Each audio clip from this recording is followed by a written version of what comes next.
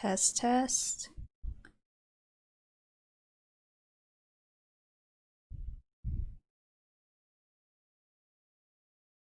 Test, test. Okay, so hello everyone and welcome to the OneClass channel. My name is Donna and I'm a recent master's graduate at the Material Science program at the University of Ontario Institute of Technology, also known as Ontario Tech University.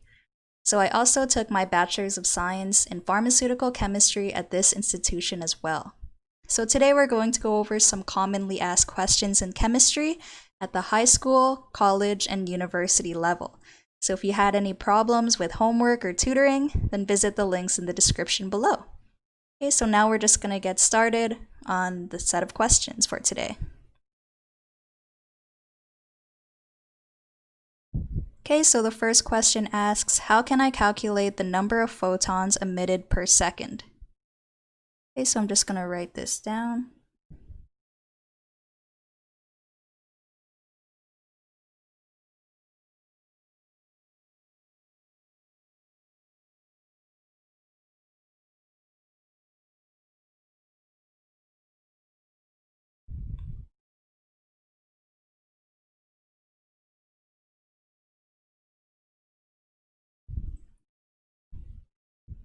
Okay, so to calculate the number of photons, we're going to use this equation right here, where E equals N hc over lambda.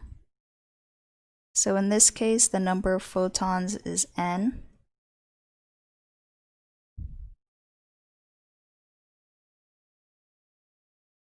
And for E, this is typically the energy released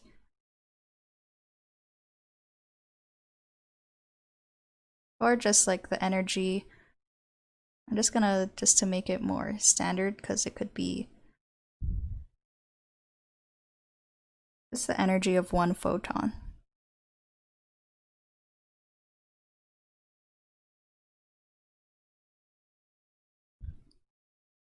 So this lambda stands for wavelength in chemistry.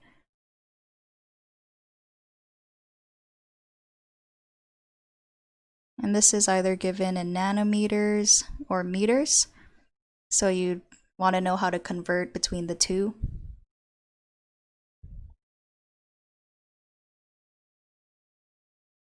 H is Planck's constant.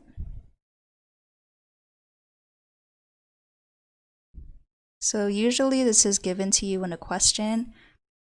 You're not really supposed to memorize it unless your teacher specifically says you need to. But you tend to see it a lot. It's 6.626 times 10 to the negative 34. And this is in joules times seconds.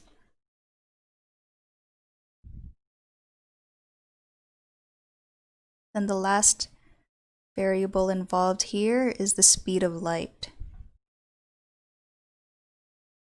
Again, this is usually given to you in the question. If not, it's pretty easy to memorize. It's just pretty much 3 times 10 to the 8. And the units are in meters per second.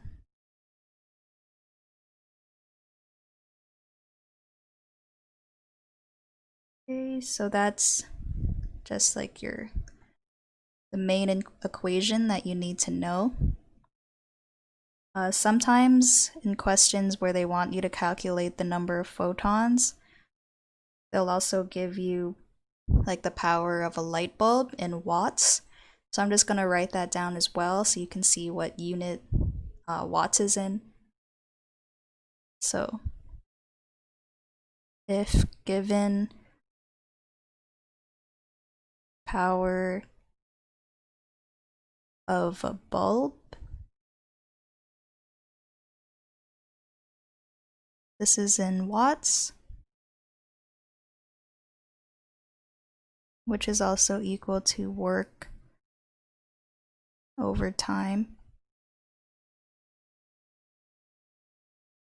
So these units are in joules per second.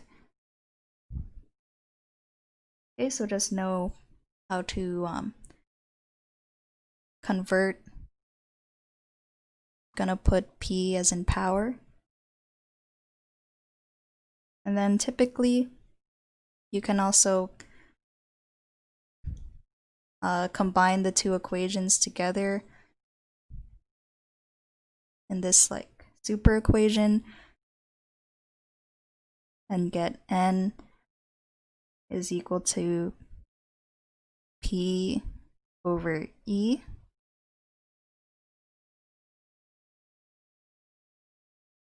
So this is joules per second over joules. And then they'll cancel out, and then your final units will be in 1 over S. And then the equation that shows all the variables kind of put together would be N equals P times lambda over HC. So this is what you get when you combine this bottom equation with the equation at the top, substituting HC and lambda where E is, and this is solving for N. Okay, so let's see what our junior tutor said. So they explained the concept. Step 1, concept of photon is attached with light. To have a better understanding of photons, light must be defined first. Then they explain what light is. So it's the part of the electromagnetic field waves which propagate through space around us. Some are visible, some are not. This electromagnetic field is generated by some kind of particles and they have different behaviors. Similarly, light consists of particles known as photons. These photons are basically the subatomic particles with no fixture, only carrying an amount of energy. That's why they are also known as a bundle or packet of light and energy. Yep, so they show the behavior of wave and particles simultaneously. So they gave the concepts, and then next they're giving the equations that I talked about. So that was good. They gave some like background information. So now the number of photons emitted per second is totally dependent on the wavelength and the frequency of the light source. If the wave of light carrying a higher frequency and longer wavelength, then the number of photons would be higher in number and vice versa. The expression to calculate number of photons is as follows. E equals NHV. E equals energy, N is photons, H is Planck's constant, and V is frequency. So you can also write C over lambda as frequency. So that's another equation in itself. And then N times frequency gives the number of photons emitted per second. Then they gave some sample problems. Yep, and then they just show how all the units will cancel out. How can I calculate the number of photons emitted per hour? Yeah, and then they just show how you can convert the units. So like the number of photons emitted per unit can be calculated by converting seconds into hour and the mathematical expression calculated. 1 over S can be equal to this. Multiplying this expression in the equation gives that. Okay, so this solution was very well detailed. It is correct.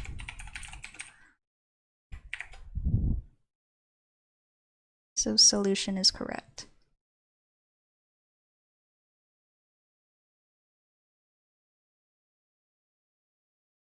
Okay, so now on to question number 2.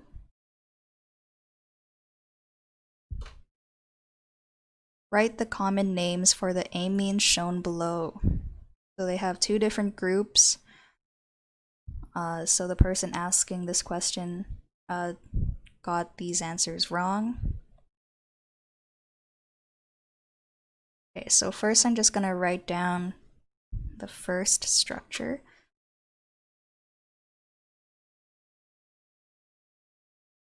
So I'll write it as A, H3C,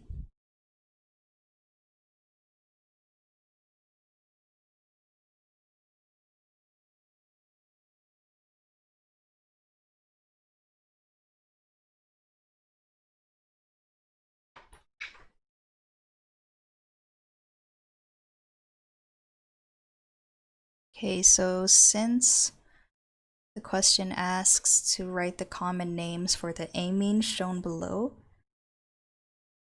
we know that this amine group will be our parent.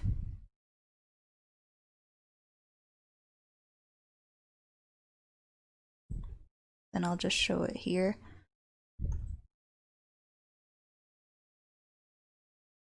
So this is our parent. And then connected to the amine are two side groups. So the first is a methyl group. And then the other one is an ethyl group.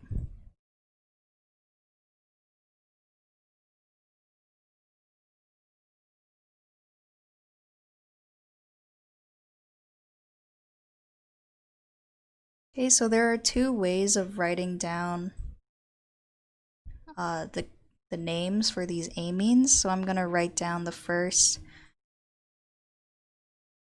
where you write down N as kind of like the prefix. So that just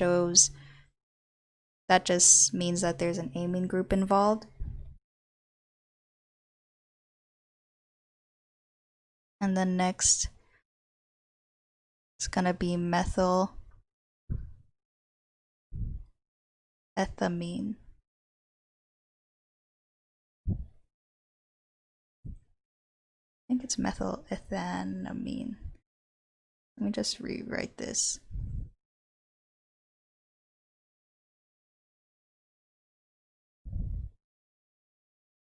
So N, methyl ethanamine. Okay, so I'll explain why when you write it in this kind of form, it's not in alphabetical order.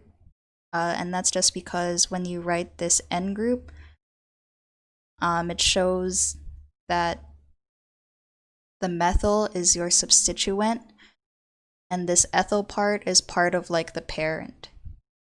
So that's just one way you can write it in this form.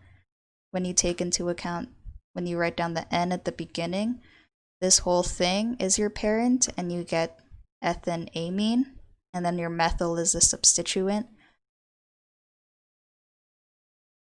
But you can also write it in this way. So or ethyl methyl amine. So this is kind of like an easier way. You don't have to write the N, and then this is when you would do your alkyl groups in alphabetical order. So that's kind of the hint that they give in the question. So first, name the alkyl groups. Keep in mind that the term methyl indicates 1. Consider which prefix indicates 2. List the alkyl groups in alphabetical order, followed by the term amine. So your answer will have the general form alkyl, alkyl, amine. And that's where we got this ethyl methyl amine. So the reason why the person that asked got this question wrong is because they kind of combined these two common names together. Like they put the N at the beginning, but then they did the alphabetical order way, which is ethyl methyl amine. So if you're going to do it the N way, then you have to take into account this ethyl group as kind of like part of the parent, and then the methyl is the side chain. And then if you want to do it the way that the question kind of gives you a hint at doing it, then that's the one where you go in alphabetical order. So let's practice this like kind of concept and look at the second part of the question So it's like a similar thing. You have H3CCH2, and then your amine in the middle, CH2CH3. Okay, so now I'm just gonna circle my groups. In this case, we have 2 ethyl groups involved. So we can't really test out that alphabetical order way since they're the same. But we can still write it in the 2 forms. So both of these answers are correct. There's a lot of different ways that you can name compounds.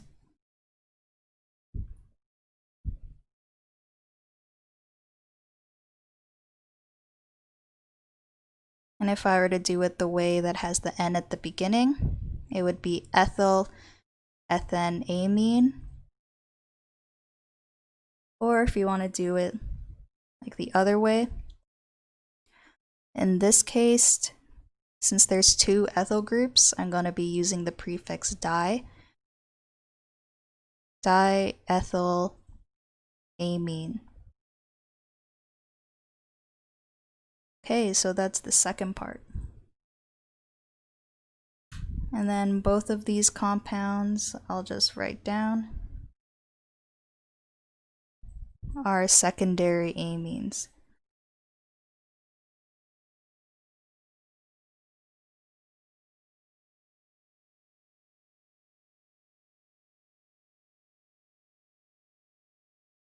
So this just means their N is attached. Totally spelled that wrong.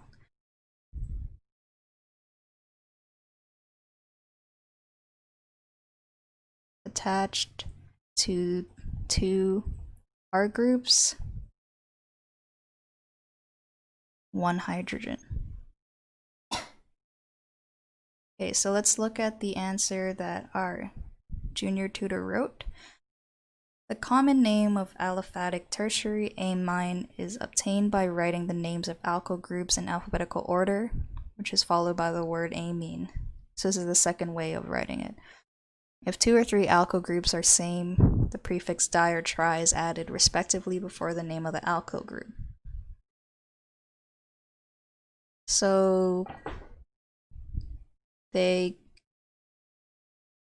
explanation was right, but it looks like the answer that is given here is they're not the same compounds as the ones given in the question.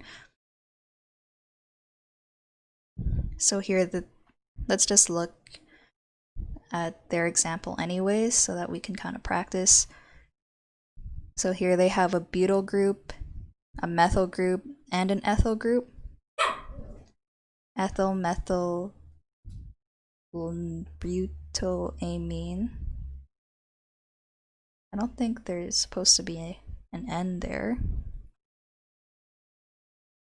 But this triethylamine is correct. So I'm just going to say that answer is partly correct. First compound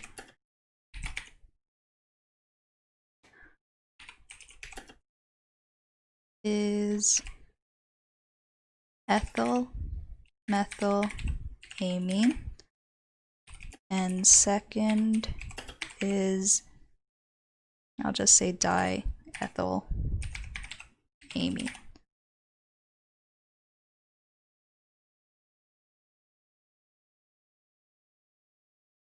Okay.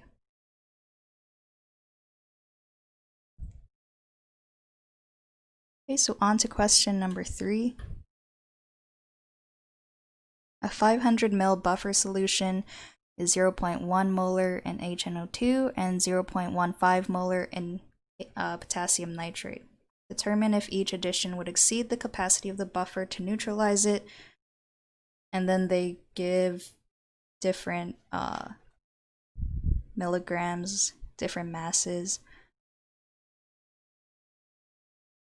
of these certain compounds. So we want to determine if the pH will change greatly if this amount of either acid or base is added to the buffer. Okay, so let me just write down everything that we know.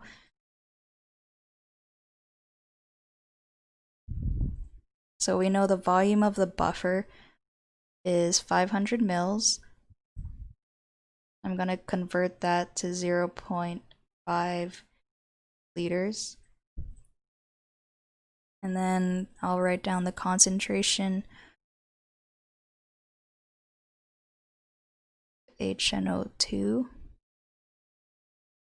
is 0.1 moles per liter. Concentration KNO2 is equal to 0.15 molar. And then from here, it's also good practice to just calculate the number of moles since you're given volume and concentration. So I'm just going to do that right now. So the number of moles is equal to concentration times volume. So for the first one, let's do HNO2 first. And then its concentration is 0.1 moles per liter. And then I'm going to multiply by 0.5 liters. And then you get a value that is equal to 0.05 moles. So that's for HNO2. And then I'm going to do the same thing for the KNO2. It's equal to 0.15 moles per liter times the volume. And then you end up with 0.075 moles.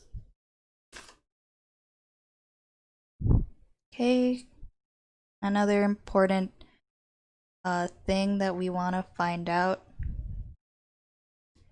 what value is the Ka. So this is a constant that's given to you, and it depends on what the acid is. So I'm going to look it up.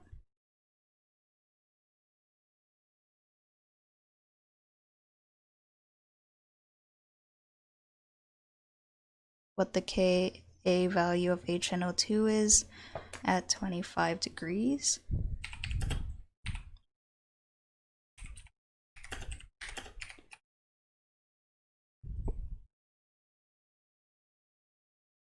Okay, so then you end up with 4.5 times 10 to the negative 4. Let me just try to separate these.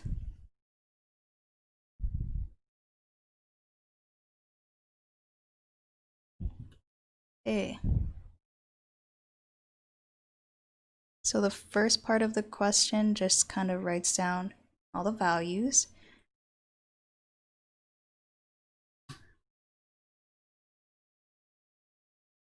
And then next, we want to calculate the pKa. So we're just going to calculate the pKa of the solution before adding anything in.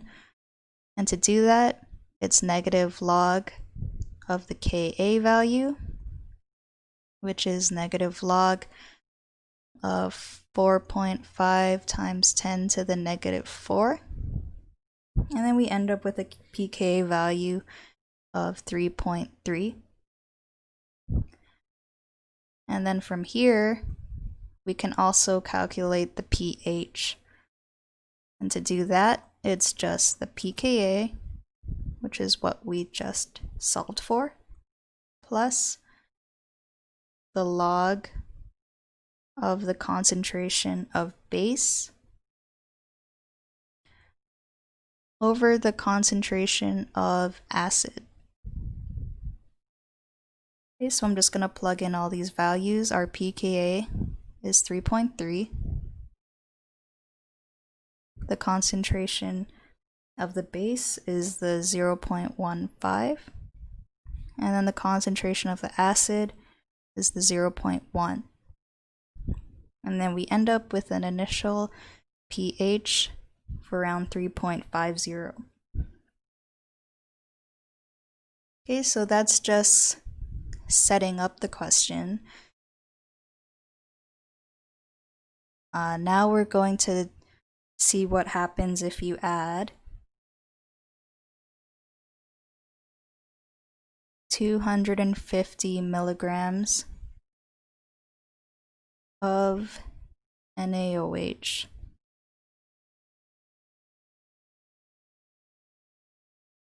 Okay, so first I'm going to write down the molar mass of NaOH, which is 40 grams per mole. Then we're going to do the same thing, calculate the number of moles. So I'm going to convert the 250 milligrams to 0.25 grams, just to get it all in the same units. Okay, so number of moles is mass over molar mass. And then we end up with 0.0063 moles of NaOH. So sodium hydroxide is a base. So when you add a base, we're adding to the moles of the base. And we're going to be subtracting from the moles of the acid. So it'll make sense right now. So for the moles of the acid, we started off with the 0.05.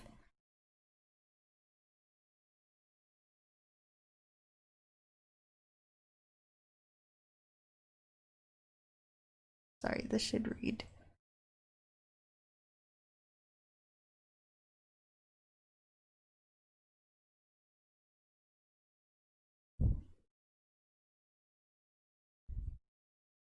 Okay, we start off with 0.05 moles of acid minus 0.0063 moles, which is from the base.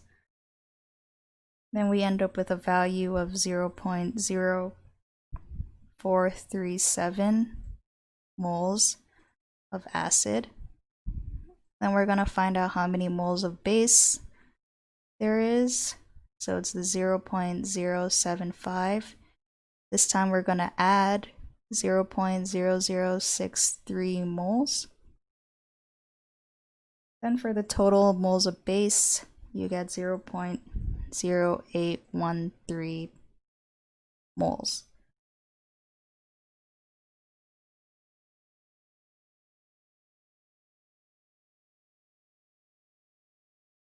Just gonna fit the last step up here, where you find out the resultant pH.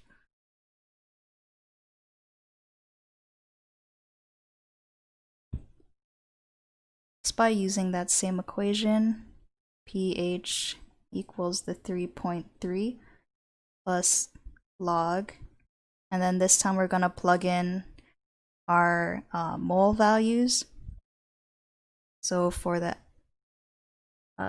base, it's the 0.0813 moles, and for the acid, it is now 0.0437 moles. Then we end up with a pH value of around 3.59. So it didn't change much. It went from 3.5 to 3.59. I'm just gonna add like what you would do if you wanted to calculate that difference. So we're gonna do something called percent change, just to quantify how much the pH changed by.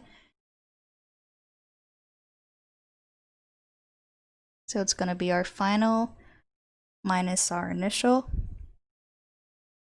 over the init divided by the initial times 100.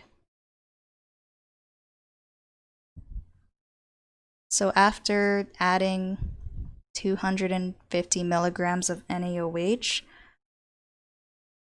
the pH only changed by 2.57. So then you can say this doesn't change the capacity of the buffer. Basically, you would just do the same thing that we just did for KOH, HBr, and then HI to just find out if it changes the buffer like excessively. So let's see what the junior tutor wrote. Whether or not given addition exceeds the capacity of the buffer solution contains and in solution. So here, for all of them, I'm assuming it just doesn't exceed the capacity for all four. And then they just say it's defined as the max amount of acid or base that can be neutralized by the given buffer. If excess acid or base is added, such that all the base or acid reacts respectively, exhausting any one of the buffer components completely results in the destruction of the buffer. Okay, so number of moles calculated. They made some ice tables.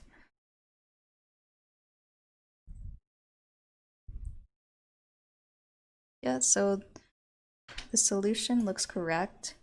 So basically, if the number of moles that you calculate here is like greater than the ones that are like here, like let's say we calculated it to be 0.06 moles and all of the acid is completely used up, then that's how you know that the buffer capacity is exceeded.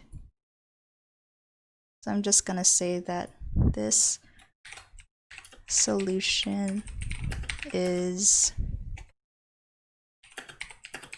correct.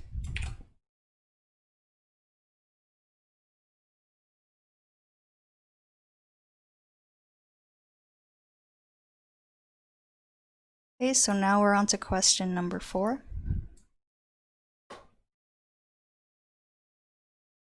Question 4. Draw the major product formed when the following epoxide reacts with aqueous acid. Use wedge/dash bonds to show the stereochemistry of the product. Okay, so let's write this down. So we got some stereochemistry involved here. And then this triangle with the oxygen at the top is called an epoxide. It's a very strained molecule. So ideally it wants to, the ring wants to break apart. And it typically does so when you add like acid or even base. So I'm just gonna write that down just to give some background information. So epoxides are reactive, and this is due to ring strain.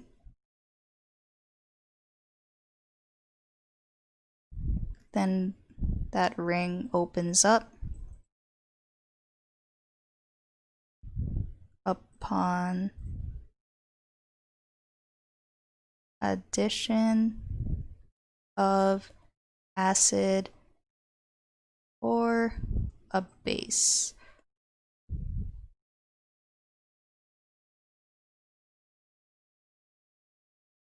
Yeah, so I'll write down the mechanism down here.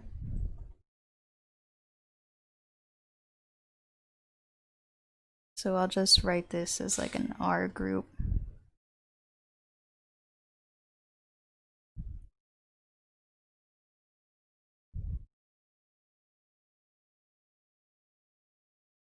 It's my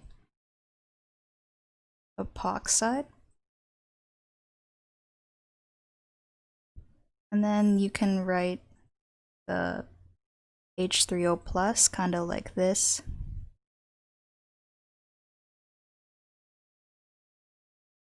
It's pretty much a protonated water.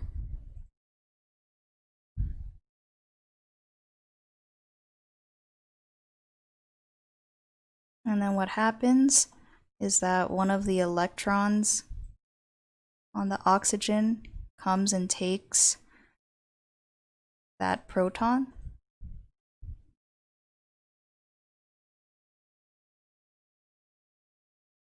And then you end up with this positively charged epoxide.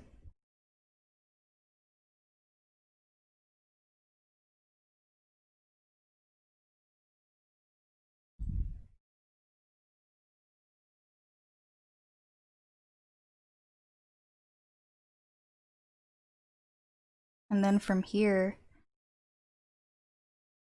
I'm gonna draw the resonance structure of this molecule. And then I'll explain why this resonance happens in a bit.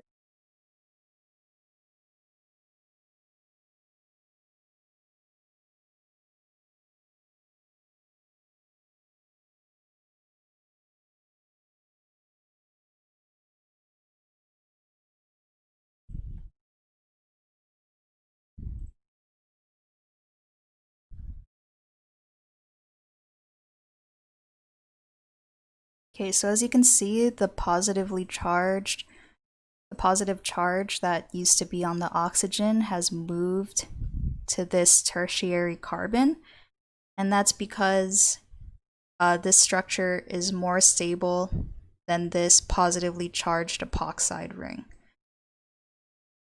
So I'll just write that down. So this forms a stable tertiary, and this is what's called a carbocation.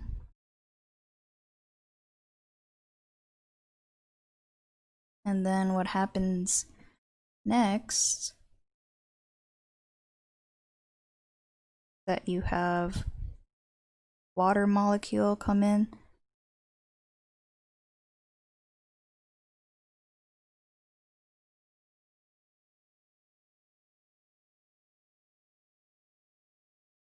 and then it comes and neutralizes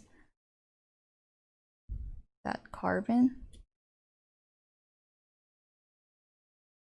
And then you end up with something looking like this.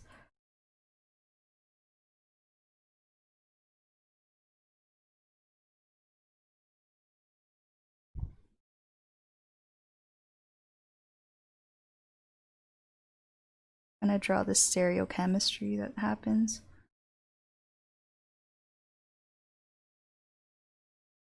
And now this oxygen is positively charged.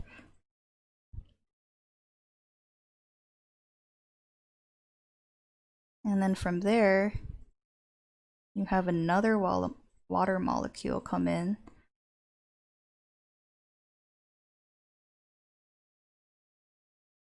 And then it's gonna deprotonate that to relieve the oxygen of the positive charge. And then this gives us our final product.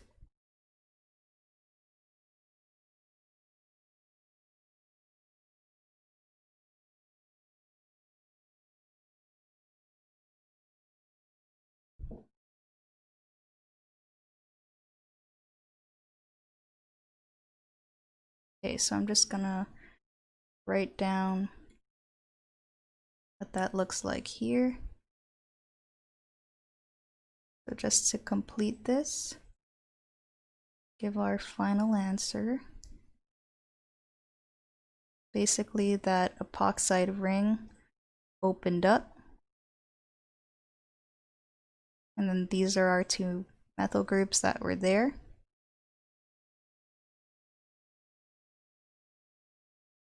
And then we have a new alcohol group at the end right there. So let's see what our junior tutor said. Yep, so they have this, and then they didn't really show the stereochemistry here, but it's still the correct compound. I'll just say the solution is correct. Okay, solution was correct. Now on to question number 5.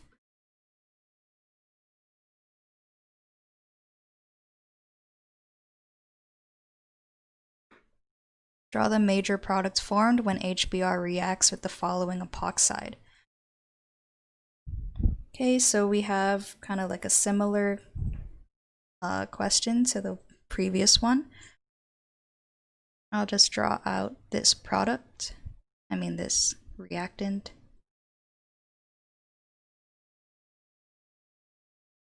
Kind of have like an awkward epoxide going on here.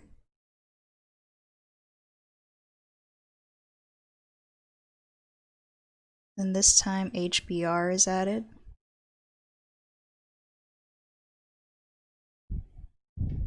Okay.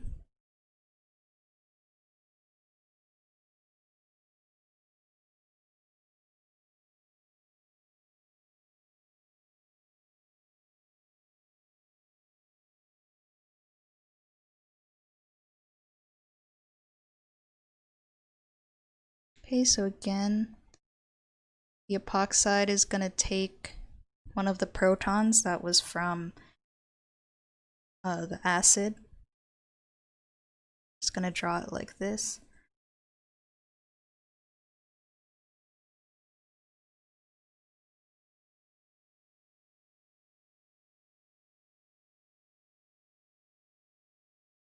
And this now has a positive charge.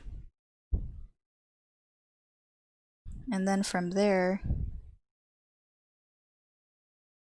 let me just show what happened here. So basically, it deprotonated that HBr. And that's important because later on, that deprotonated bromine comes back, attacks over here, and then that ends up neutralizing our oxygen.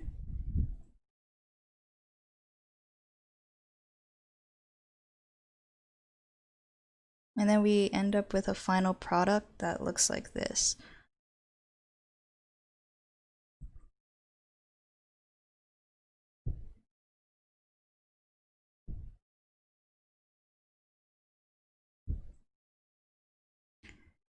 So now there is a Br group there.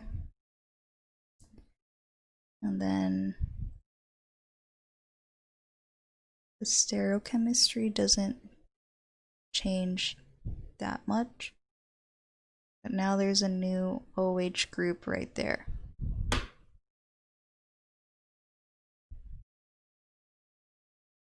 Okay, so let's see what the junior tutor said. This takes an H, this comes back, closes that, and then the answer is the same. So solution is correct.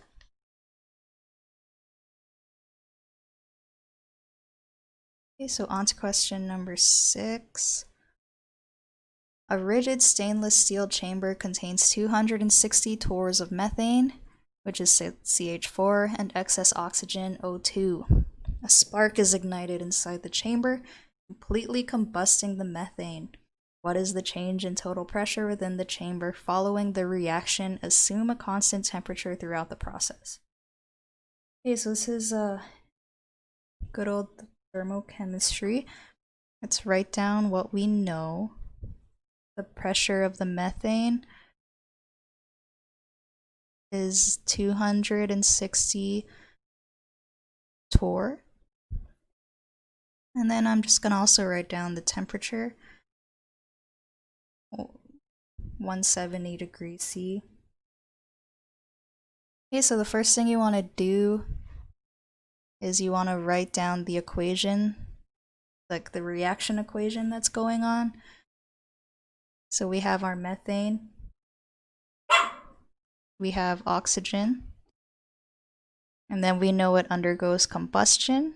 And when that happens, we have carbon dioxide and water as the products.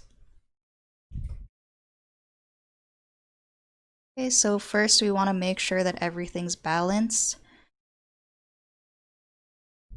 So what I like to do first is I'm just going to see what we have. So we need a total of 4 hydrogens on each side. So I'm going to add a 2 in front of the water.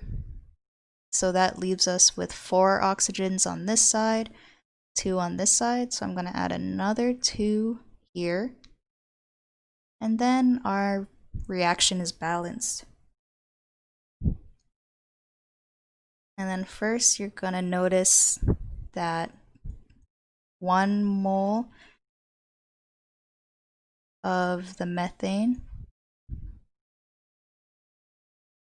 reacts with 2 moles of oxygen, which is also in excess. So there's also some extra oxygen in there. So since we know that the pressure of the methane is 260 torrs, since it reacts with 2 moles of oxygen, then we can calculate the pressure of the oxygen that was needed. So it's 260 torrs times 2. And then you end up with 520 torr for the oxygen. Then next, we're gonna calculate the pressure initially. So we have the pressure of the methane plus the pressure of the oxygen plus some unknown excess that I'll just denote as X. But I'll still calculate it here. 260 plus 520 plus X.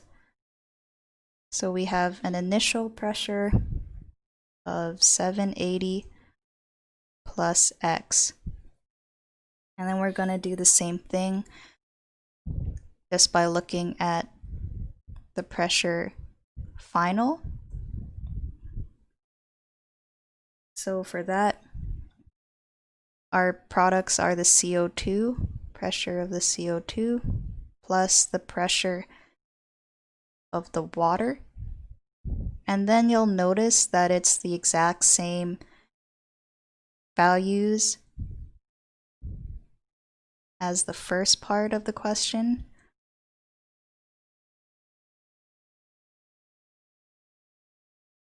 And there is also an excess of oxygen there that didn't react.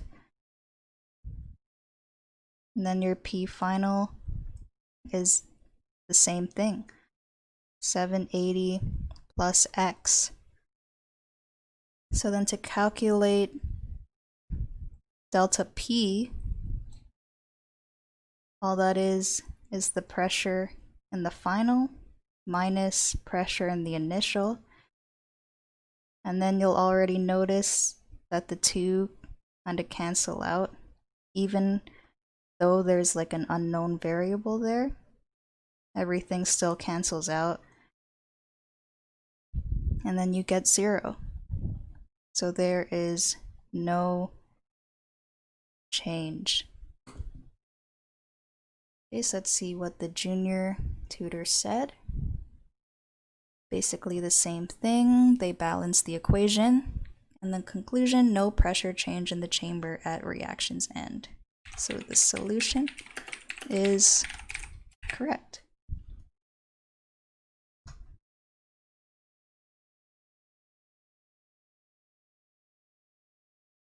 Okay, so now we'll look at question number 7. Rank the SN2 reaction rates for the following compounds. And then they give 4 different compounds.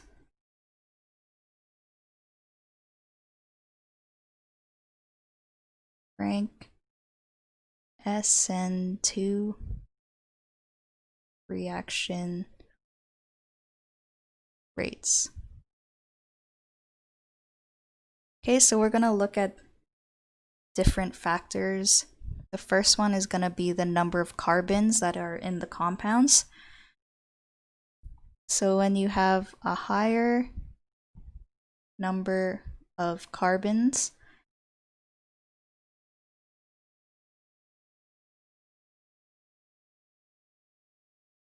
in the chain, this leads to more steric hindrance.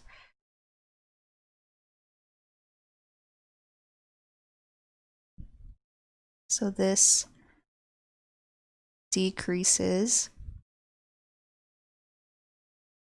the reactivity.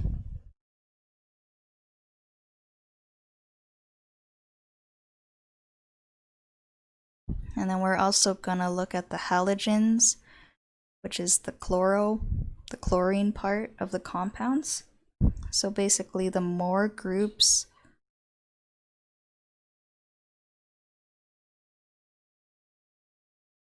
near the halogens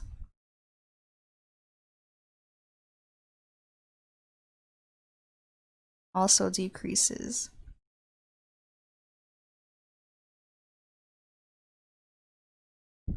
Also decreases the reactivity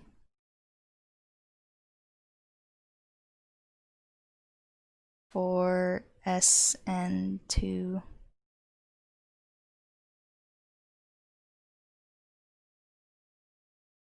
reactions. And then just to summarize what that means,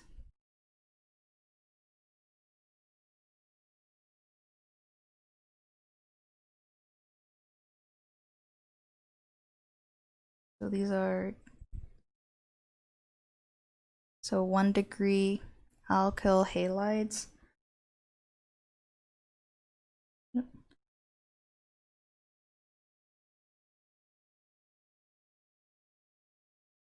are fastest, and then 3 degree alkyl halides are the slowest. Okay, so from knowing these 2 things, we can start to rank them. Okay, so the fastest one is just the chloromethane. There's only 1 carbon group involved, making it the fastest. And the second fastest is the 1-chloro 3-methyl pentane. And then it's 2-chloro 3-methyl pentane. And then finally, the 3-chloro ... Okay, so let's see what our junior tutor wrote. More the number of carbon in the chain, more will be steric hindrance. Okay, more the groups near the halogens, lesser will be reactivity orders for SN2. Okay, they even wrote that the same. And then they wrote out the same order that I did. So the solution is correct.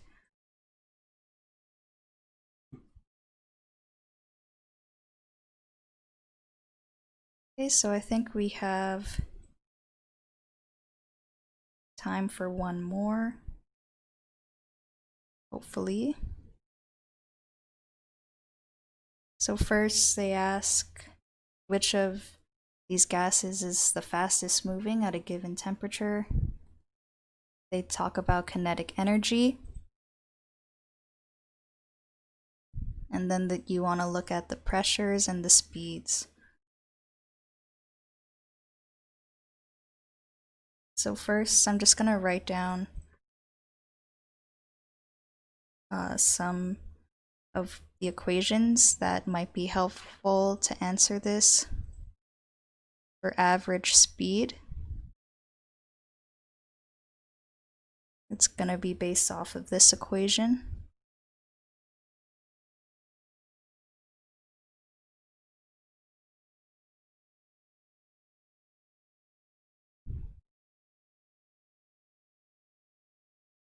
Where the speed is equal to the square root of 8RT. R is a constant, which is 8.314 joules over mole K. And then T is just temperature in Kelvin. And then basically we're looking at the molar mass. So basically, the larger your molar mass, the slower your speed is. So I'm just going to write down all the molar masses for the gases that were given. For HBr, it's like 80.9 grams per mole. For NO2, it's like 46 grams per mole. And then lastly, C2H6 is only 30 grams per mole. So then therefore this one is the fastest. And then next, they're asking about the highest average kinetic energy.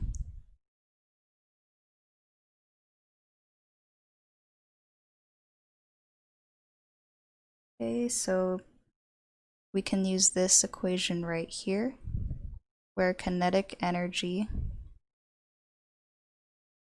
is equal to 3/2 multiplied by RT. So you can see that this is not dependent of molar mass. It's only really dependent on temperature. So therefore, they'll all have the same kinetic energy.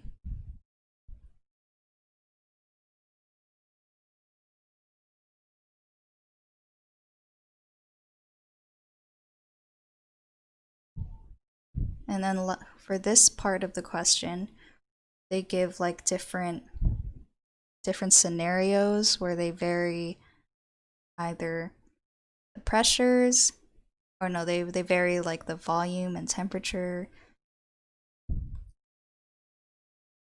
And you also want to look at the pressures of these gases. So I'm going to write down that equation as well. So for pressure, we're going to be using this PV equals nRT, where P is pressure, V is volume, N is number of moles, R is the same constant, and then T is temperature. Okay, so I'm just going to do the first part of the question just to show how you would answer something like this. Let's see what they've... So they do molar mass. Since we kind of did that already, let's look at case 2, where they talk about the different temperatures.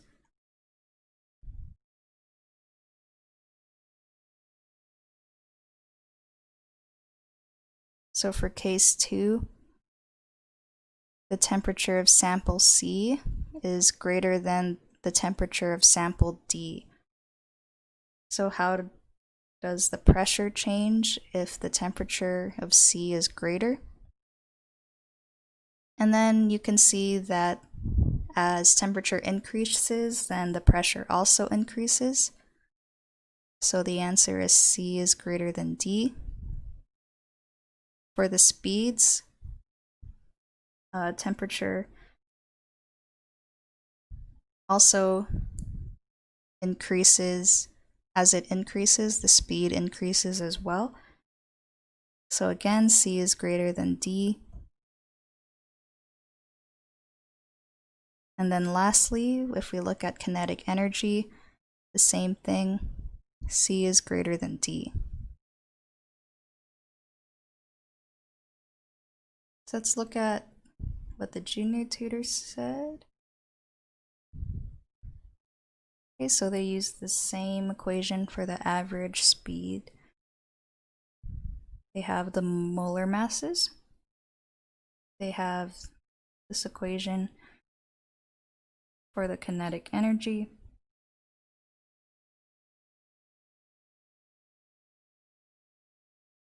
So they just didn't write down the second part of the question where they look at pressure, so I'm just going to add that.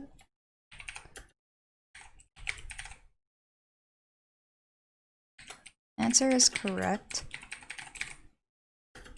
Also going to add that EV equals nRT to see how pressure is affected as well.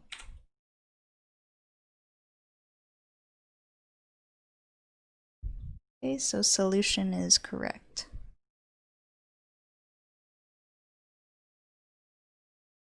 Okay, so that's all we have time for today. So if you like today's Q&A and you'd like to be notified of when we do this next, then click on the subscribe button and notification bell below. If you wanted to submit questions of your own, then also check out the links in the description. Also, remember to leave a like and comment if you like the video. Also, you want to share it with your friends and classmates, that would be great as well. So this has been Donna from OneClass, and I hope to see you soon. Bye!